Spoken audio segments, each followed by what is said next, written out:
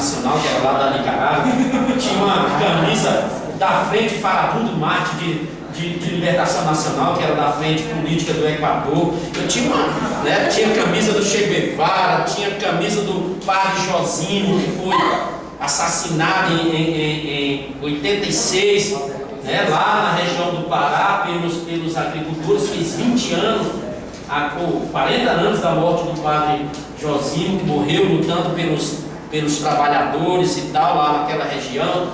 Tinha a camisa do Dom Oscar Romero, que foi assassinado dentro da igreja lá em El Salvador, porque fazia a política dos povos, a teologia da libertação, que é um caso exemplar do Dom Oscar Romero. Então eu tinha uma coleção de camisa e de boto, que era aquele botozinho. Eu tinha boto de Cuba, boto disso e daquilo e tal. Até um dia desse estava essa coleção na gaveta lá em casa, mas isso foi importante para a minha formação, para a minha militância. Isso desenha o perfil de um indivíduo que participa dessas coisas.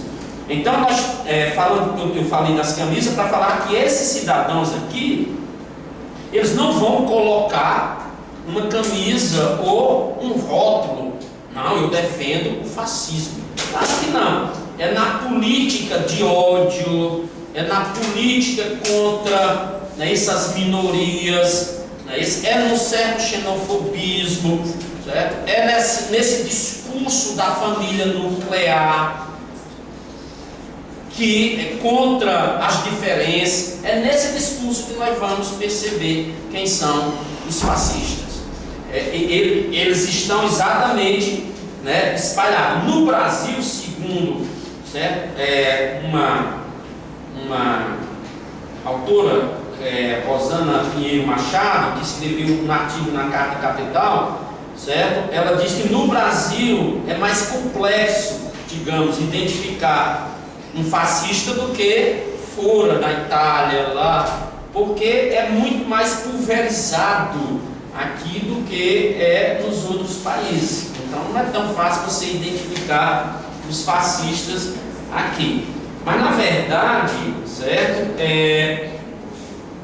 As características assim, de uma política fascista, segundo Márcio Sotelo, que ele escreveu Características da Atitude que Identifica o Fascismo, ele diz: sempre que de algum modo o diferente é tratado como inimigo, excluído do povo, desqualificado em sua humanidade, associado a desvalores, mal, falso, injusto, sujo, sempre que alguém procura uniformizar o meio social como um organismo por tal método, estamos diante de uma atitude fascista.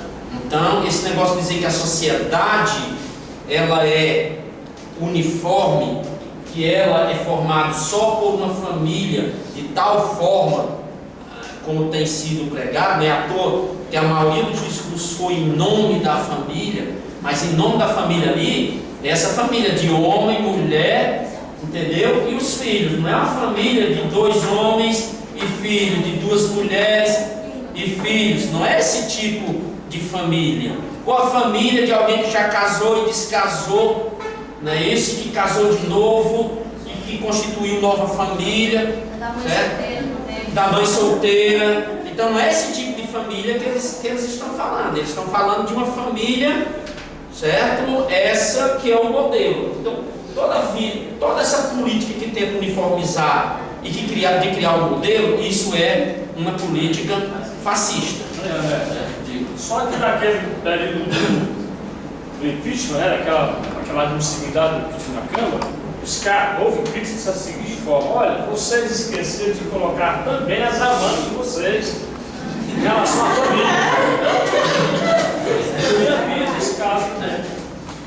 O próprio presidente do Brasil, que substituiu a Dilma, ele era casado e está no segundo casamento, mas tentaram recuperar, dizendo que a mulher dele era do lar, arregatada e do lar, mas não está no estereótipo do que eles defenderam lá ao longo dos discursos que foram para as ruas.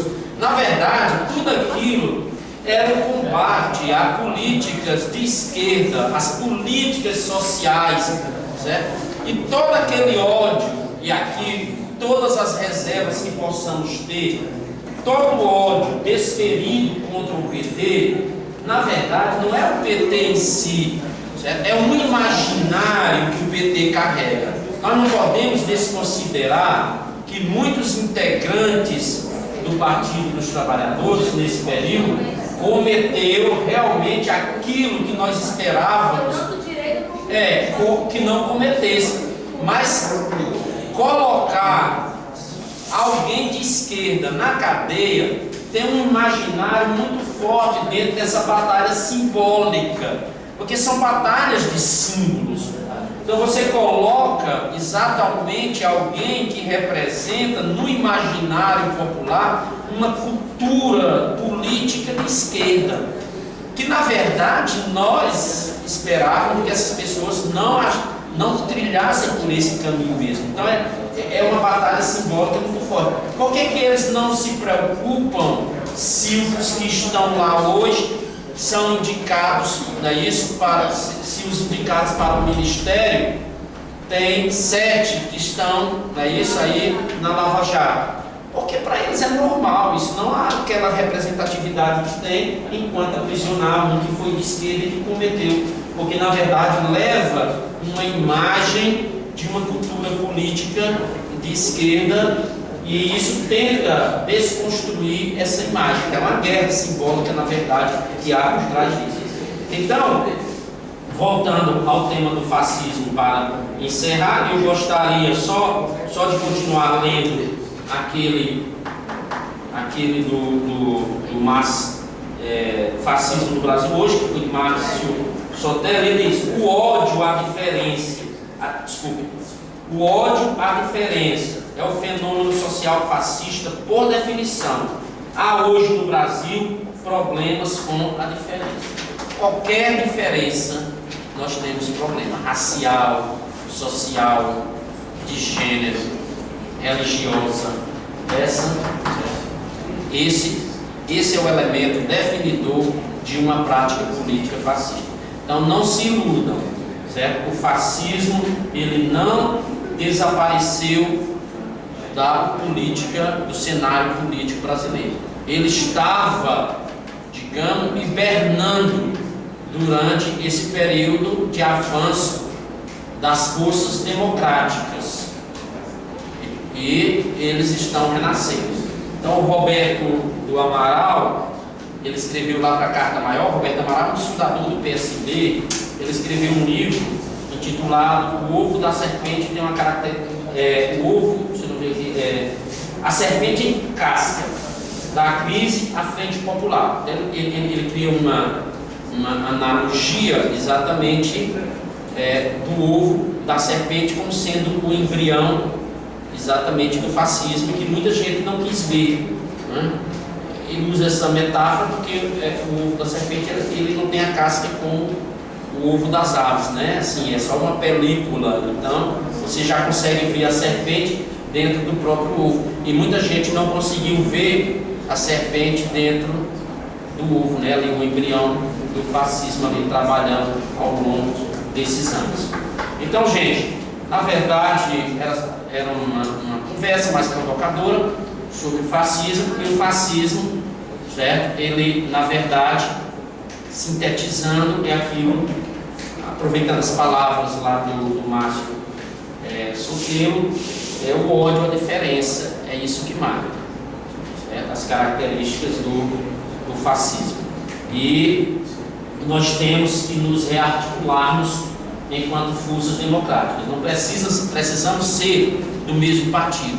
Nós precisamos entender que a democracia é o regime político aonde é possível ainda, em que é possível nós fazermos crítica, em que é possível fazer uma articulação, não é isso, entre aqueles que desejam mais garantias de direitos para a sociedade.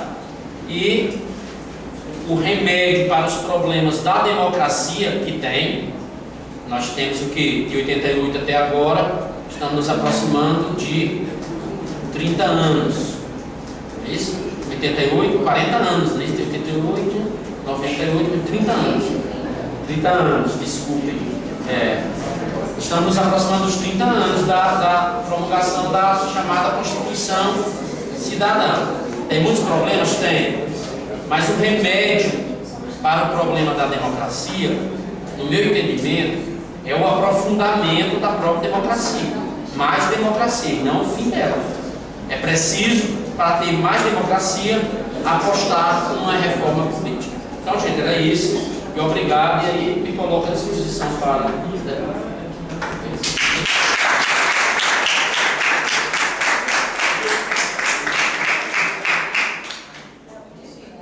Eu parabenizar o Roberto aqui pela interessantíssima fala que ele dispôs a fazer hoje para a gente.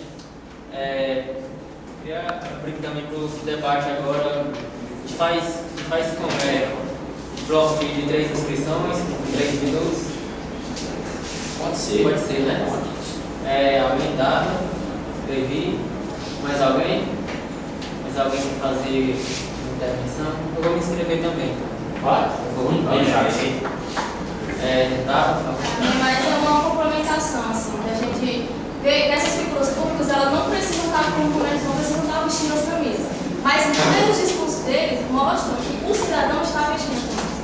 E é assustador ver em universidades, nas escolas, essas pessoas com camisas de Bolsonaro, ou então morte a isso, não tal, mulheres não ao poder, como eu já vi em outras instituições, falando totalmente contra. É o que eu estava até falando com o Sergão.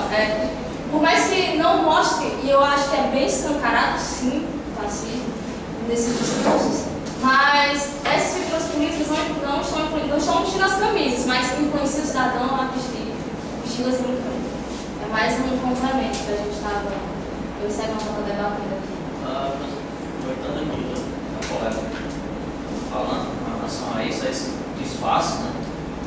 Ontem eu estava assistindo o Fantástico mostrando a questão em alguns estados brasileiros já foi aprovado uma lei de questão de professor, né?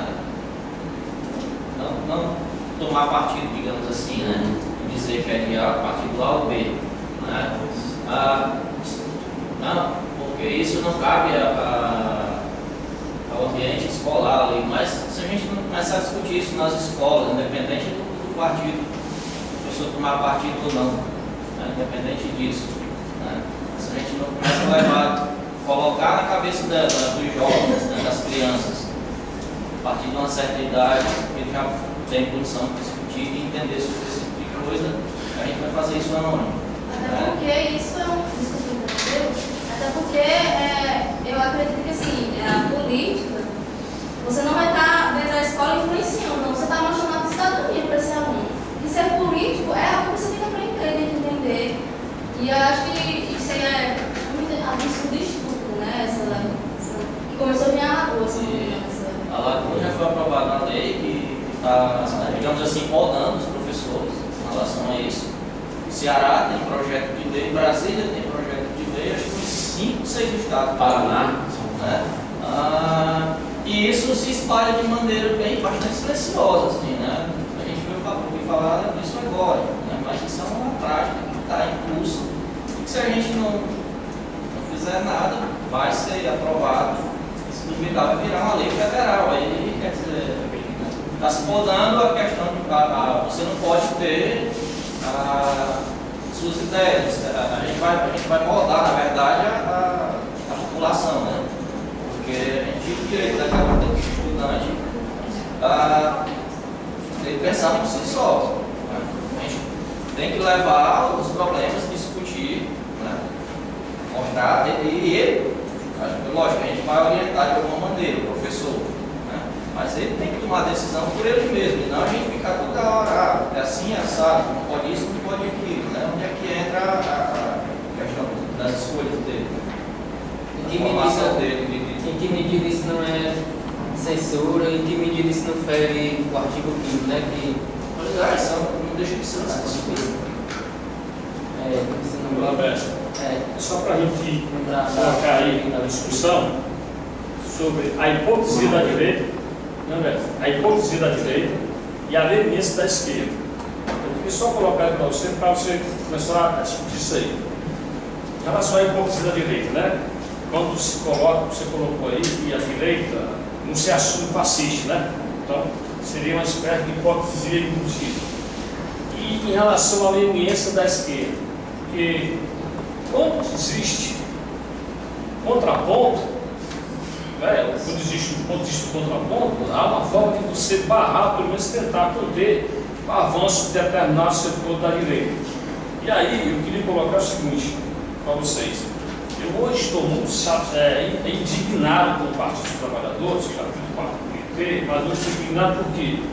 Não porque o PT não tenha sido melhor, tenha sido pior do que quem está no poder, Michel Temer e companhia ou tudo mais.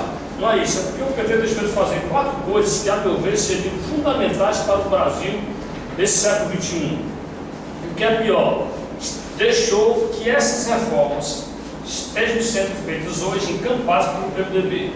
Reforma política, o PT não encampou essa bandeira, que era importante quando o PT estava no poder e tinha a maioria do Congresso.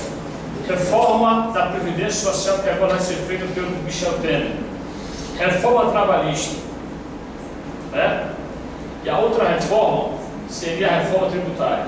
Então você junta essas 4 matérias importantes, quando o PT esteve 13 anos no governo e não fez estas reformas, entregou de bandeja para o Michel Temer fazer uma reforma da Previdência, porque quando você vê empresários interessados na reforma da Previdência, ficam com uma orelha em pé, porque eles estão atrás de alguma coisa, empresário, pressionando para fazer a reforma da Previdência, porque eles têm interesse nisso aí.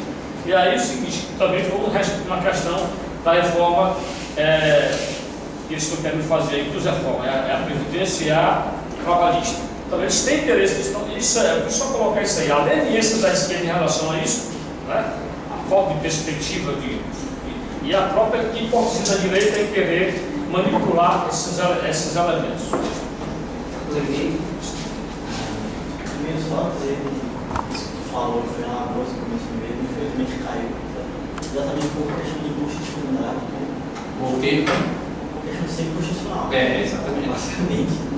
Isso caiu, assim, mas tem outros lugares também boas, né? Foi uma vitória, mas vou deixar a informação. Mas, assim, eu tenho pensado, até falei com o Jackson sobre isso um pouco, tenho pensado bastante sobre fascismo nesses tempos, né? E eu estava me questionando como a gente acaba percebendo todas essas categorias de uma forma muito rígida, inclusive esquerda e direita.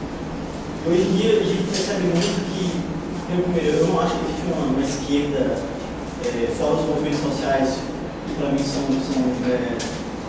importantes e são fortes, mas não são realmente vinculados a um projeto político, não a um projeto político que estava até com a Dilma Rousseff, PT e tudo mais.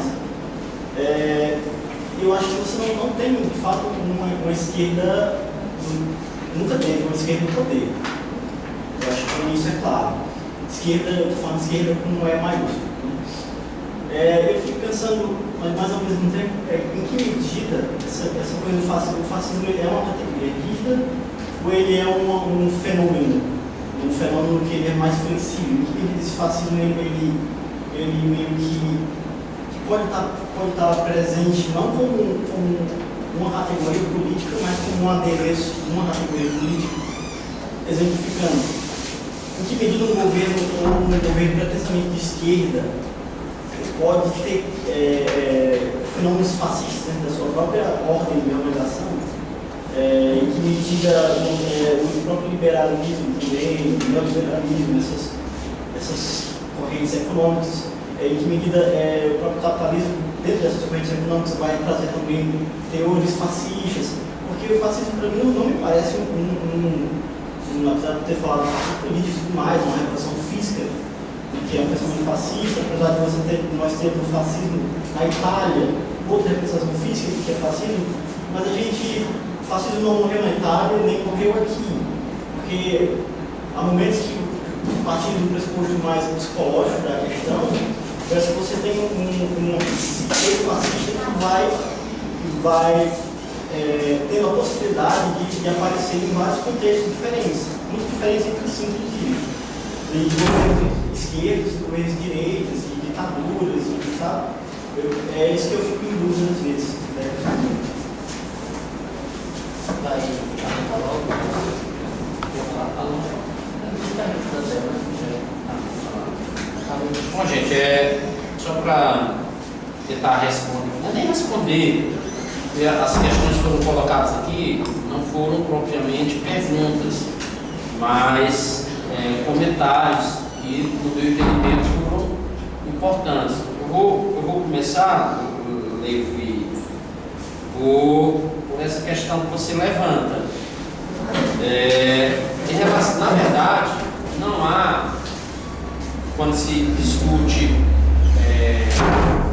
a política, não há categoria ou ideologia, não há categorias verdadeiramente rígidas, a não ser do ponto de vista, digamos, da nossa metodologia de análise de determinados fenômenos sociais. É evidente que características de um Estado fascista você pode encontrar em vários governos. Isso aí não, você está coberto de razão. Se eu tenho uma polícia que reprime os movimentos, eu tenho aí exatamente uma característica que está presente no Estado fascista. Se eu tenho um serviço de espionagem, eu estou com característica exatamente de uma polícia política que faz a vez da polícia política clássica dos regimes nazifascistas, entendeu?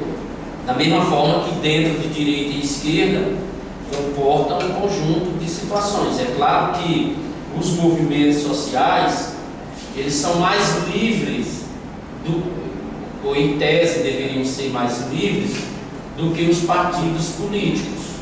Eu fui formado numa tradição marxista-leninista que achava que o movimento social ou o movimento sindical era o primeiro estágio, né, da revolução, né? Não é nem da revolução, mas não era um dos primeiros estágios para a consciência e a conscientização política. Mas para chegar à revolução, né? Futura. E que o movimento social, o movimento sindical, ele era limitado pelas suas demandas particulares, pelo interesse daquela coletividade, enquanto que o partido político seria o estágio mais elevado de se fazer político, se sair da demanda, digamos, daquela coletividade. Se você pegar uma greve, como nós estamos vivendo, o que está sendo colocado ali? O interesse coletivo daquela coletividade, certo? Mas dentro da greve, quem fez a greve, quem apoiou, você tem gente que é de direita, que é de esquerda, mas porque apertou o bolso, é o interesse mais imediato, e resolveu assumir a greve. Mas tem gente também tão de direita que acha que a greve é um crime e nunca fez greve.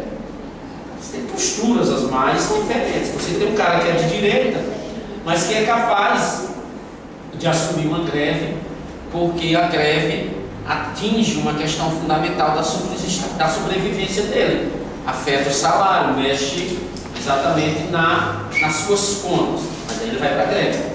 Então, tanto direita como esquerda também não são blocos rígidos, eles comportam tal. Aí falando, como eu fui eu fui formado nessa tradição, sempre tive a ideia, lá no passado, que o partido político era, digamos, o estágio mais elevado da participação política, da consciência, etc. Mas muitas vezes nós esquecemos como nascem os partidos políticos. E os partidos políticos só têm duas maneiras de nascer possíveis. Ou eles nascem dos movimentos, das bases, ou eles nascem no próprio parlamento. No Brasil, você só tem um exemplo de partido político nascido das massas, que é o Partido dos Trabalhadores. Esse é um fenômeno primeiro na história política do Brasil, certo? Um partido de massa. Claro, nós poderíamos citar aqui o PCB, não é isso? Que nasceu lá no início do século XX, com essas características, mas nunca chegou a ser um partido com a capilaridade que o PT se tornou a partir da década de 80. Mas esse é um partido que nasceu das massas, nasceu dos movimentos sociais, dos movimentos pastorais. É tanto que quando o PT nasceu porque muita gente que era de SEDES, de Pastoral de Juventude, de CPT, né? O pessoal foi ingressar nisso. Só que os partidos, eles nascem para levar uma reivindicação daquele grupo. Ele não representa o interesse coletivo, mas o interesse difuso, é da sociedade, é mais amplo, não é de uma coletividade, mas é da sociedade como um todo. Mas há uma forte tendência do partido, de todos os partidos, mesmo nascidos desses movimentos, nascidos das bases, há uma tendência forte do partido se distanciar daquilo que o originou, certo?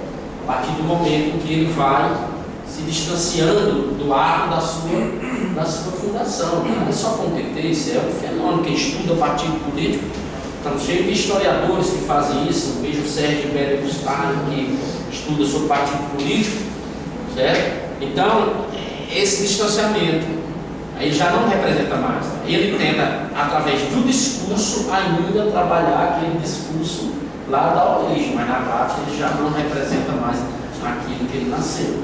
Assim, daí, certo? Só falando que você está falando, mas eu vou ficar tipo PSDB mesmo. Partido Social Democrata Brasileiro, PSDB. Mas ele não nasceu. Proposta. Mas ele não nasceu como social-democrata. Não. Ele já nasceu neoliberal. Social-democrata foi só o nome que botaram. O DEM é chamado Partido Democrático. Então, aí você coloca qualquer nome, partido aqui nesse Brasil. Então você, DEM, né? DEM não é um partido democrático chamado DEM? É o Chico PFN, né? Como é?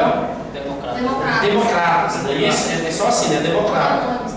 Então, você pode dar qualquer nome. Então o PSDB nasceu do racha do PMDB, lá com o Fernando Henrique Cardoso, com Mário Covas, Fernando Montoro. Nasceu com essa gente. Então ele nunca foi social-democrata. Ele nasceu já neoliberal, ele já nasceu para implementar as políticas neoliberais. Quem foi o principal representante aqui no Ceará do PSDB?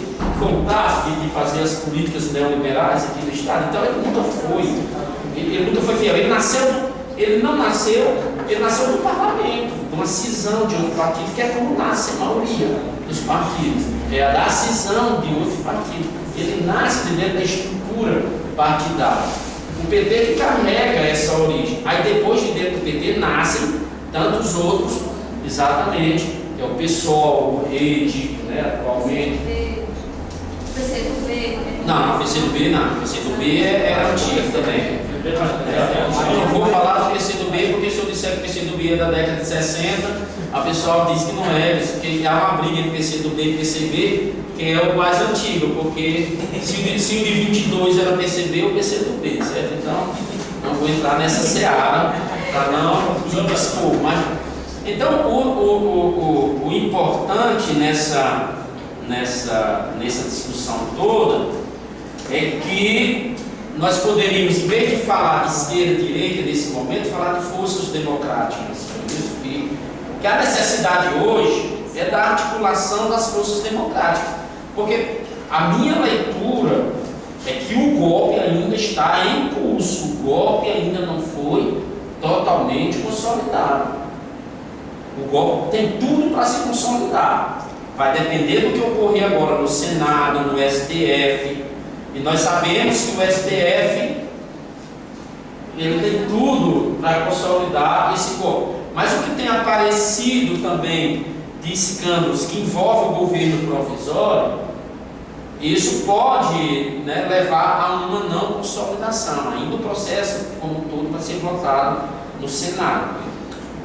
Há, digamos, uma forte tendência de consolidação, mas enquanto a Dilma não for definitivamente afastada e o impeachment consolidado, o golpe está apenas em curso. Nós estamos num período, num processo profundamente instável, onde as correlações de força vão definir o resultado final nesse jogo. Então, isso vai ter muita luta para a gente até poder definir e tal.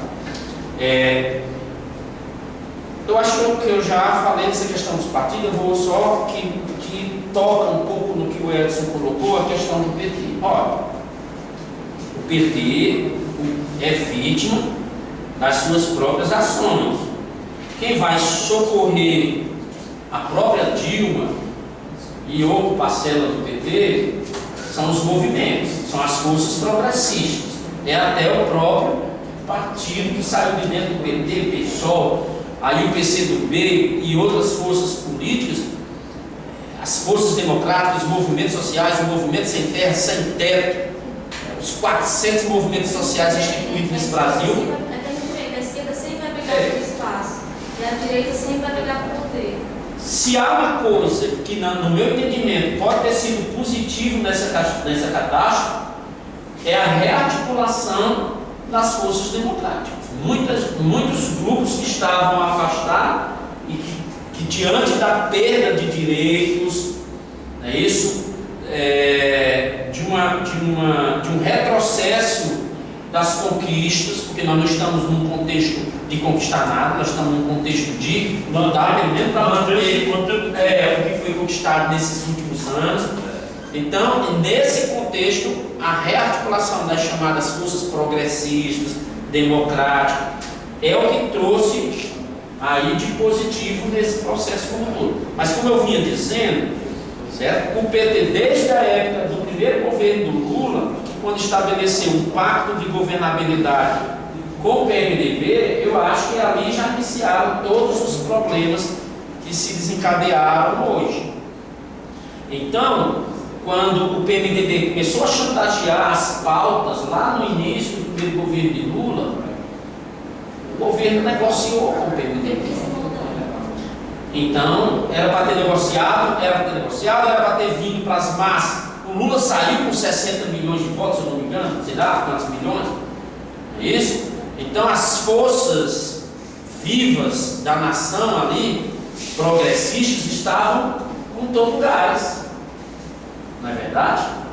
Poderia ter feito uma rearticulação. O pacto de governabilidade poderia não ter sido institucional, poderia ter sido com as massas. Se as massas tinham condições de bancar, eu não sei, a leitura, história também, o que aconteceu daquele jeito. E se tivesse acontecido de outro jeito, não tem como dizer, porque não aconteceu do outro jeito. Não é verdade? Aconteceu do jeito que aconteceu. Podemos ter um conjunto de interpretações, mas aconteceu desse jeito. Então, esses são os problemas que aconteceram. Agora, a principal reforma seria a reforma política, que não bancou. Houve um movimento na sociedade toda. Houve a Semana Social Brasileira, o plebiscito pela Constituinte Popular, que bancado aí por muitos órgãos.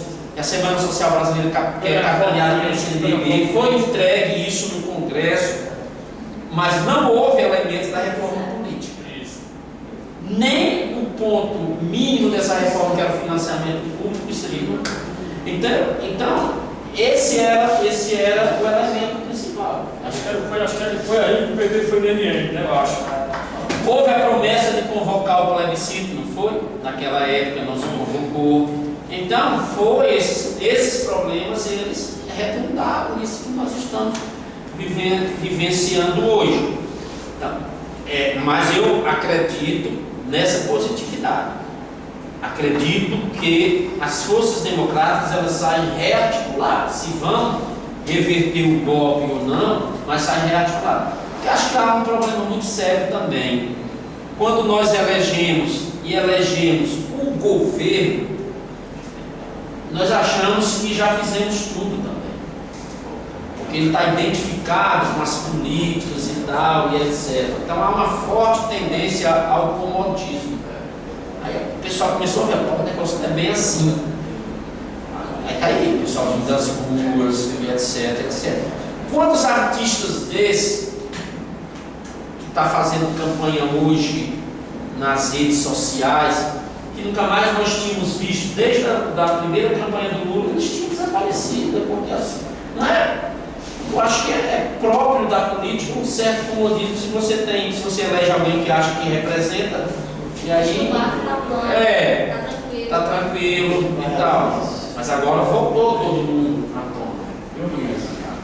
A própria cultura do povo brasileiro mesmo não é de fazer política de fato, é que vou votar, como é que eu vou votar, não acompanho.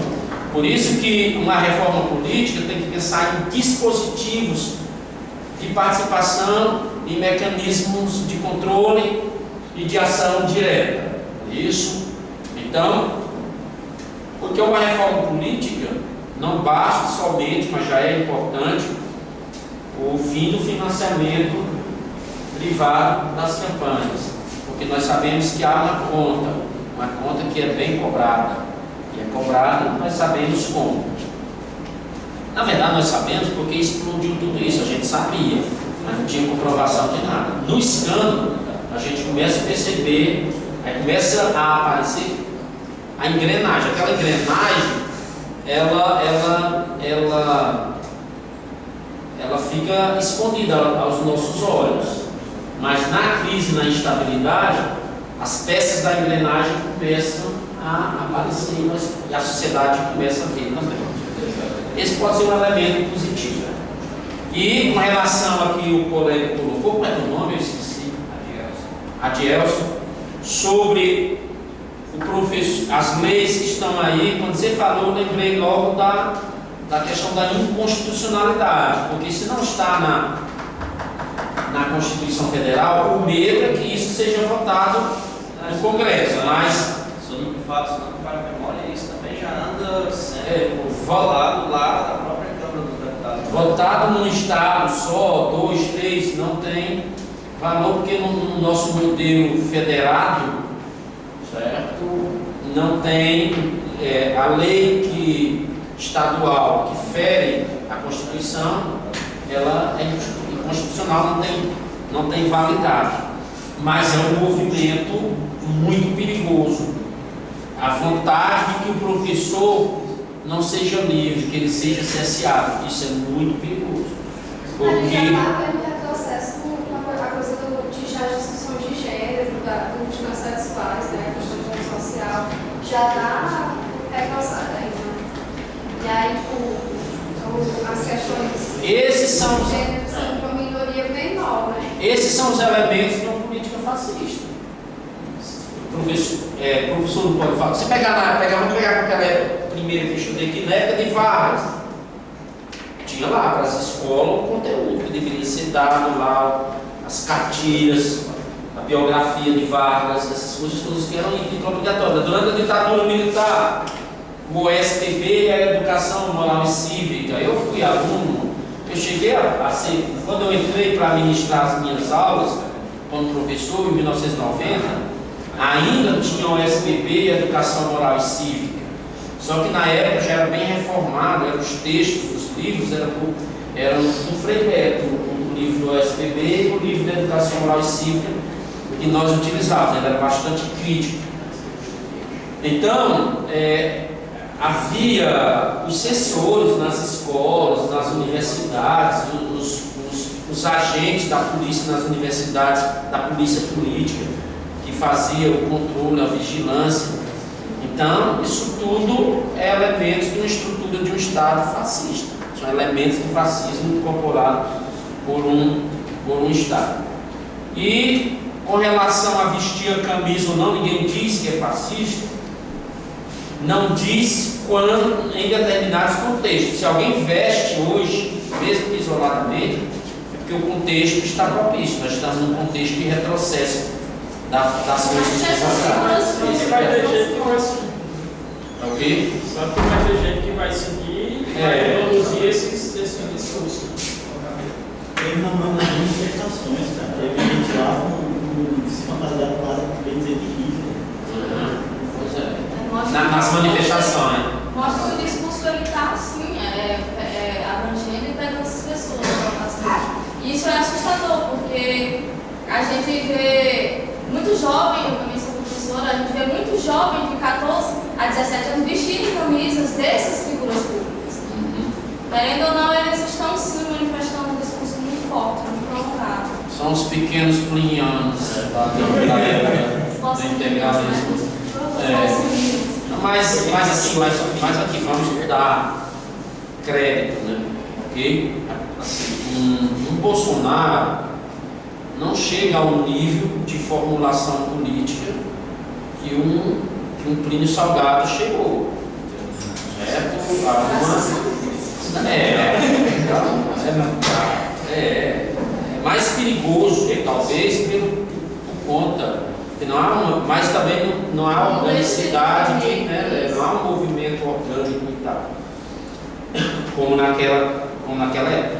Porque naquela época do integralismo tinha lá as cartilhas com a concepção de Estado, tal, tudo direitinho, a estrutura. E havia uma crítica fortíssima ao capitalismo liberal, certo? É evidente que aquilo não abalava o capitalismo, era contra o capitalismo de uma maneira geral, mas a forma liberal de ser. Mas nós sabemos que essa política hoje, desses fascistas, elas são todas manipuladas pela Fiesp, pelas elites políticas de São Paulo, para dominar o restante do país. Está aí hoje, dentro do próprio governo provisório, um conjunto de rachas, né? Inclusive contra o Aécio e tal, porque na verdade essa política é a política para o Serra, para o Alckmin, para a elite política paulista. Essa é o que está desenhado. Não há também, mesmo nesse governo provisório, ele não é monolítico. Está todo mundo ali também, digamos, travando batalha um contra os outros. Por isso que o resultado desse caminho, desse pacto para o futuro, o PMDB assinou, é totalmente certo. Não tem, porque depois para o futuro, não. Com essa também que aflorou agora do Homero Jucá, as gravações também mostra, escancara essas engrenagens, tem muita coisa ainda para acontecer que é incerto. Nós estamos no meio do evento, talvez esse seja o ponto mais rico, porque nós estamos no meio do evento. Para quem é formado em história, sabe disso, nós lidamos muitas vezes com os fatos já consolidados, mas esse é um evento que nós estamos exatamente no meio dele, nós estamos vivenciando, nós não temos ainda os elementos da sua continuidade, como vai ser, uma metodologia totalmente diferente para estudar do ponto de vista da história do tempo presente. Então, diga lá, Júlio. Mas alguém gostaria de fazer uma intervenção, Joel? Eu percebo na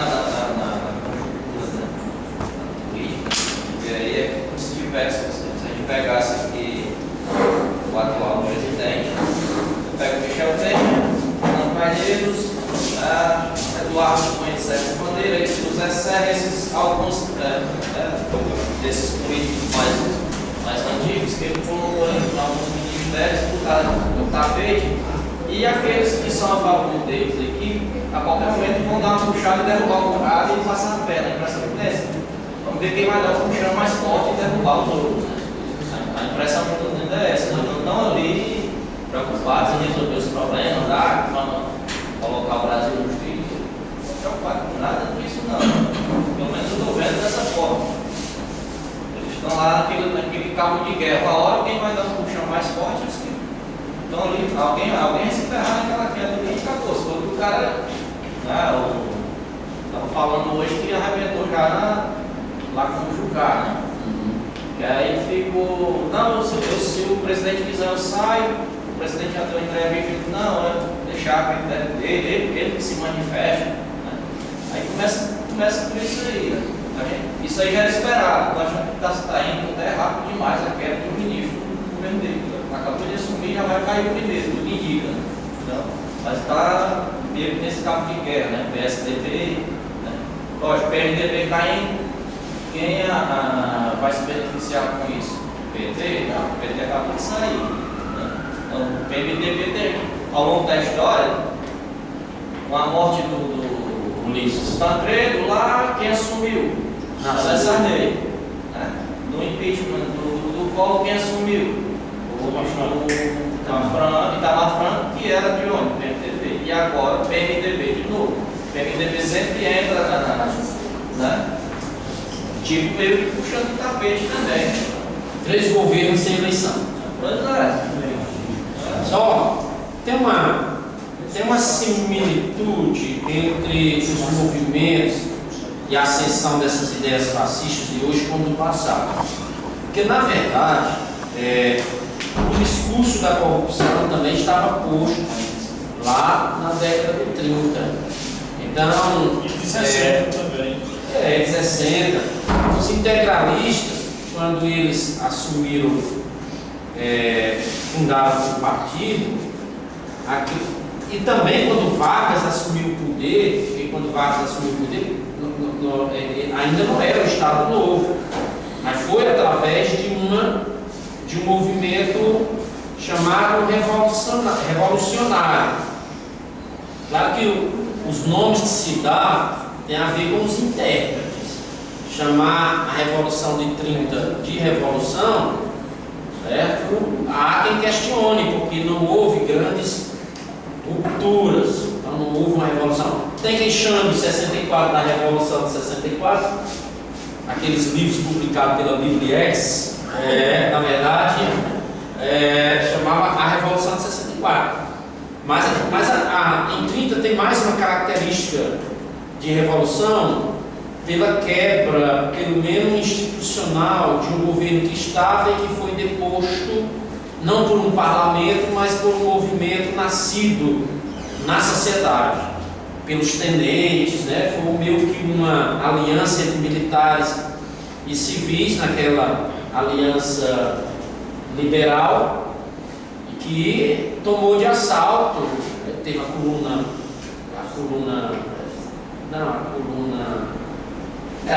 já tinha tido a coluna Prestes, a coluna do Miguel Costa. Então houve uma marcha dos liberais que saíram do sul até chegar e tomar o poder. Então tem mais uma característica de revolução. E quando Vargas assume em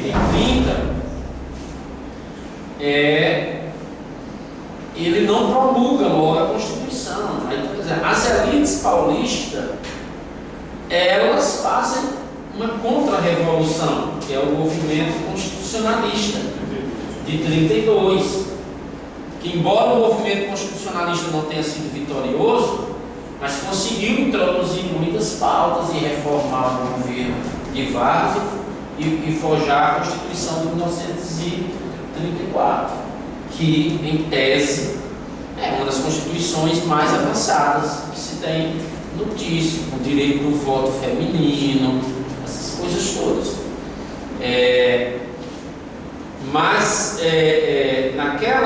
Naquele momento, tanto o pessoal da Aliança Liberal, como os outros movimentos de maneira geral, até os movimentos de direita, eles fizeram toda essa ação contra o modelo de Estado da Primeira República, que era a grande crítica, que era os políticos atuavam em nome do interesse particular, em nome do interesse da nação. Os integralistas chamavam um termo que era chamado degenerescência da política, que era exatamente os fins da atividade política em razão dos interesses particulares e não do interesse da nação. Então, em todos os momentos de ruptura ou de governos autoritários, surgiu exatamente movimentos contra a corrupção. Essa turma que foi para a rua falar contra a corrupção, vestindo inclusive a camisa da seleção brasileira, já que a CBF não é corrupta, era o símbolo, né? A simbologia mais contraditória era você gritar contra a corrupção e vestir a camisa da seleção brasileira. Então era a contradição em pessoa quem fazia isso. Então vejam que agora o problema deles não era a corrupção, era essa política de direitos dos últimos anos, que são poucos, são pequenas conquistas. Porque a corrupção, ela está aí, né? Ela não desapareceu. No entanto, ela foi o mote para que os fascistas viessem à tona novamente, em movimentos financiados pelo empresariado brasileiro, mas também há indícios de financiamentos também internacionais para causar uma estabilidade política. Mas a corrupção é um mote de muitos, quando esses movimentos fascistas encontram um campo fértil para atuar. Porque a corrupção é um tema, digamos, aparentemente objetivo, mas é uma pauta genérica. Não é verdade? É uma pauta tão objetiva assim. Até porque quem grita contra a corrupção muitas vezes é corrupto também. Então, é como gritar por paz. Tem pauta mais genérica do que sair para a rua pela paz, pela paz? Não, tem, é uma maneira genérica. Então, essa é uma pauta genérica, mas que serve aos interesses políticos da direita. O próprio corrupto, de carteirinha, ele investe no movimento contra a corrupção. Porque esse é um movimento que congrega exatamente os fascistas que acham que o problema do Brasil é somente a corrupção. É um dos problemas, mas não é tão somente o problema. E junto com isso, certo? Só é corrupto aqueles que fazem política vinculada aos direitos sociais. Quem não faz, não é bom. Na verdade, uma classe média sempre vai em socorro da elite quando ela se vê ameaçada. Esse é o contexto da história política do Brasil. O Edson queria falar. Quais as principais semelhanças e diferenças na perspectiva comparativa do fascismo italiano, do fascismo em Getúlio Vargas e do fascismo hoje?